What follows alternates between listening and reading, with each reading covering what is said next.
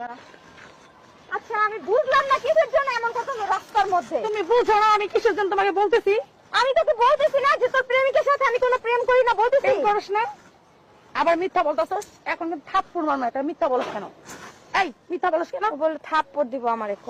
তুই আমারে খাওয়াস পড়াস, থাপ্পড় দিবি। থাপ্পড় দিলে কি করবি? তোর থাপ্পড় দিবি দিলে বা কিসের জন্য আমি তো বুঝলাম না। থাপ্পড় দিলে তুই কি করবি? দিবি বা কেন? তুই থাপ্পড় দিব দিবি না, আমি দিতে পারি তোর না। লজ্জা করে না যে আরেকজনের প্রেমিকের সাথে তুই প্রেম করস? আবার ঘুরে ফিরে তোদের মতন মেয়ে মানুষরা কি করবে জানো? আরেকজনের স্বামী ও কাইরান তো তোদের বিধবা হয় না, বুঝতে পারছো? আচ্ছা আপু তাহলে আমি একটা কথা বলি। আর কিছু আমি এখন যাইতে পারি না, যাইতে পারস না। কি কারণে? আপনার প্রেমিককে আপনি সামনে রাখলেন না কেন? আরেকজনের কাছে যায় কেন? তুমি দেরি হয়ে যেতেছে। আমার তো যাইতে হবে। এই কি রে তখন থেকে খালি গায়ে হাত দিতাছস? সমস্যাটা কি হাত তোর? দিতেছি তোর পিঠে নেই, এতক্ষণ তোর ভাগ্য ভালো। কেন তুই আমাকে মারবি? এই মুখ সামনে কথা বল। কেন মারবি তুই? এই আস্তে কথা বল। কেন মারবি? কিসে আপনার কথা বল? কেন মারবি? এক মুখ খুলে কথা বলে কি হইছে? আমি কি তোর মতো চুরি করছি যে আমার মুখ খুলে কথা বলতে শরম করব? তোর তো শরম করব। তোর কি চুরি করছিস সেটা বল। তোর লজ্জা করে না যে আরেকজনের বয়ফ্রেন্ডের সাথে তুই তোর প্রেম করছিস? বয়ফ্রেন্ড আমার কাছে কেন আসে?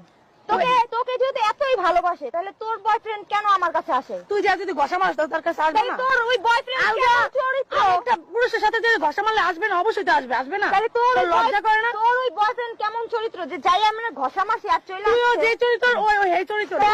আপনার সমস্যা কি? ওরে বাদ দিয়া দে। অবস্থা এক চরিত্র হয়ে গেছে, ঠিক আছে? তাই নাকি? আর তোদের মতো মেয়ে মানুষদের ছেলেদের চরিত্র নষ্ট করে, তাই ঠিক নাকি? আছে? অনেক ভালো হইছে। ছেলেরা ভালো থাকে যে তোরা ভালো আচ্ছা রাজু যে বললেন যদি রাজু ছেড়ে দেয় তাহলে ও ছেড়ে দিব। এই চুপ থাক। এই আপনি একদম চুপ কথা করেন। বলবি না। আপনি চুপ করেন। আবার আবার তোদের সামনে আঙুল নামে কি তোদের সাথে তুই এতই ভালো। চরিত্র ভালো না, কথা সাবধানে বলবি। আর সাবধানে বলবি। তুই যে এতই ভালো এইজন্য তোর বয়ফ্রেন্ড তোকে ছেড়ে আমার কাছে চলে আসে। মাসে কাছে চলে যায়। আরে পচা মাছের ভিতরে এমনি ব্যান ব্যান করে মাছ বেশি। ভালো মাছ তুই করবি না। তোদের লজ্জা শরম দেখি কিছু নাই। তোদের মেয়ে মানুষরা অন্য পুরুষদের তোরা নষ্ট করস। তুই তো ভালো মাছ এইজন্য তোরকে রাইখা। আচ্ছা মানুষদের নষ্ট করে সেখানে তোদের কাছে এসে ঘষাঘষি করে। এই বাদ দে তো। তোরা তো ঘষাঘষি করতে পারছিস, পুরুষরা তোদের। আচ্ছা তাহলে এতই ভালো আরেকটা ভালো করে দেখান। তোদের সাথে কথা বলতে আমার ঘৃণা করতেছে। আচ্ছা তাহলে কথা বলেন না।